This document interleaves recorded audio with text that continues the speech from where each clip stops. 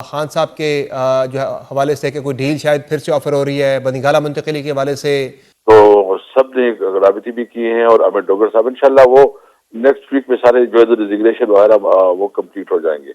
دیکھیں ایک ڈیسیجن خان صاحب نے کیا ہے کہ اس کے علاوہ اسد قیصر صاحب پارلیمنٹ کے اندر بھی تحریک انصاف کے معاملات جو ہے وہ ابھی تک فلی ڈیسائیڈ نہیں ہو سکے کہ 77 میں سے تقریباً ابھی بھی 25 ارکان ایسے ہیں جنہوں نے کمیٹیوں سے استعفے نہیں دیے اور اسپیکر بھی وہ استعفے منظور نہیں کر رہے، آپ کا بائیکاٹ بھی چل رہا ہے، وہ گورنمنٹ ختم کروانے میں سنجیدہ دکھائی نہیں دے رہی۔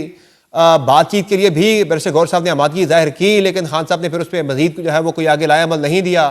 تو کس طرف جا رہے معاملات؟ مفاہمت کی طرف جا رہے ہیں یا یہ معاملہ مزید جو ہے وہ بگڑے گا؟ دیکھیے سب سے پہلی بات تو یہ ہے کہ جو استعفوں کی بات آپ نے کی ہے، ہمارے تقریباً تمام لوگوں نے ریزائن دے دی ہیں۔ کچھ ہمارے دوست ہیں جو ملک سے باہر ہیں، کوئی عمرے پہ گئے کوئی باہر گئے ہوئے ہیں، اور کچھ سیلاب کے علاقوں میں جو ہے نا وہ اسمبلی میں شرکت نہیں کی ہیں۔ تو سب نے رابطے بھی کیے ہیں اور احمد ڈوگر صاحب انشاءاللہ وہ نیکسٹ ویک میں سارے جو ہے ریزگنیشن وغیرہ وہ کمپلیٹ ہو جائیں گے۔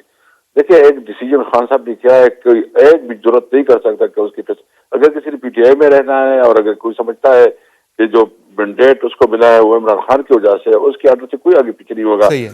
وہ فلی انشاءاللہ تعالی سب ہو جائے گا، چونکہ یہ ملک سے باہر ہے، کوئی سیلاب میں ادھر اپنے علاقوں میں مصروف ہے، جب بھی آئے گا تو یہ ہو جائے گا انشاءاللہ تعالی۔ لیکن ظاہر ہے قائمہ کمیٹیوں سے نکل جانا، اس پر جو ہے وہ تحریک انصاف نے گین کیا ہے؟ کوئی وہ پریشر جو گورنمنٹ پہ آنا تھا وہ اس طرح کوئی پریشر آتا ہوا دکھائی نہیں دیا، دو اسپیکر نے وہ ان کے استعفے ابھی تک ایکسیپٹ نہیں کیے، آپ بائیکاٹ بھی کر کے باہر بیٹھے ہیں، اس بائیکاٹ کو ختم کروانے کے لیے گورنمنٹ جو ہے وہ سنجیدہ دکھائی نہیں دے رہی۔ تو یہ معاملات تو آپ کی جو اسٹریٹجی تھی، حکمت عملی تھی، اس کے مطابق تو چیزیں جو ہے وہ ان کے رزلٹس نہیں آ رہے۔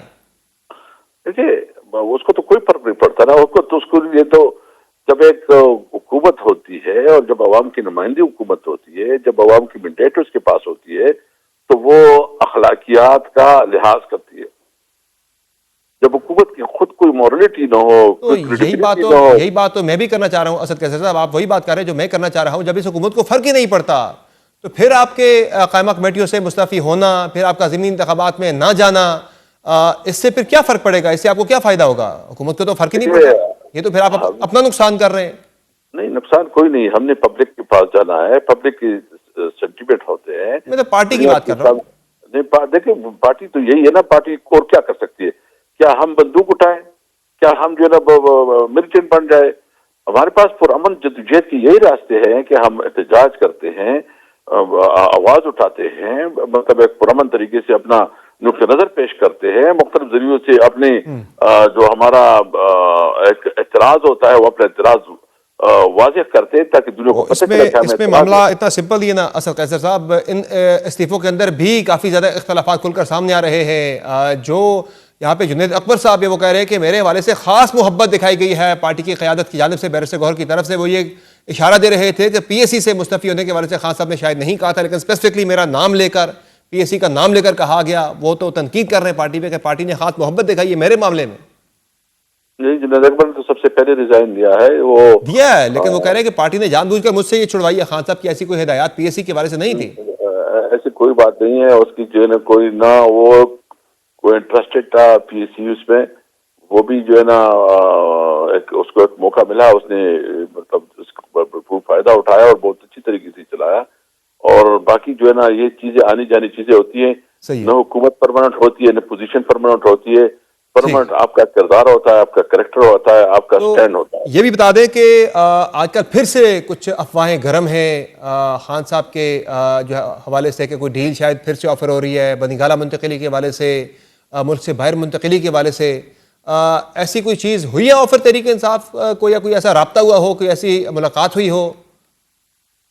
سمر صاحب مجھے تو پتہ نہیں ہے اور میرے نالج میں کوئی ایسی چیز نہیں ہے، اگر آپ کے نالج میں ہے ہمیں بتا دے تو آپ کی مہربانی ہوگی۔ میرے نالج میں تو کوئی ایسی بات نہیں ہے، نہ کوئی اس قسم کی چیز ہے۔ اور دوسرا آج کل تو تسلسل کی بڑی باتیں چل رہی ہیں، حکومت تو بڑی کانفیڈنٹ ہے، شاید اسے تحریک انصاف کی طرف سے کوئی تھریٹ نہیں رہی کہ وہ حکومت کی مدت پوری ہونا تو دور کی بات ہے، وہ تو یعنی کہ حکومت کی مدت کو تو کنسیڈر ہی نہیں کر رہے کہ وہاں سے کوئی چیلنج ہمیں ہے، وہ تو اب تسلسل کی باتیں کر رہے ہیں 2034 تک کہ وہ اتنے کانفیڈنٹ ہو گئے تحریک انصاف کو لے کر۔ بس بیسیکلی ڈکٹیٹرشپ ہے نا، آج تو اطہر بن اللہ نے بھی کہا کہ ہائبرڈ نظام اور ڈکٹیٹرشپ میں کیا فرق ہے۔ ڈکٹیٹرشپ ہے، جمہوریت تو نہیں ہے نا، یہ برائے نام، بلکہ یہ تو اسمبلی بھی مجلس شورا بھی کمزور اسمبلی ہے، دیکھیں ہم کیا کر سکتے ہیں؟ ہم تو جدوجہد کر سکتے ہیں، ہم اسٹرگل کر سکتے ہیں، ہم آواز اٹھا سکتے ہیں، اور وہ ہم کر رہے ہیں. اور یہ کہ ان کی جتنی بھی حربیں ہم اس سے نہ دباؤ میں آئیں گی نہ اس سے پیچھے ہٹے ہوں گے. ہم مطالبہ یہ کرتے ہیں کہ ملک کو آئین اور قانون کے مطابق چلو.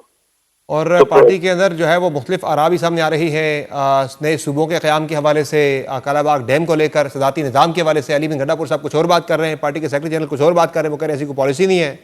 کیا چل رہا ہے پارٹی کے اندر؟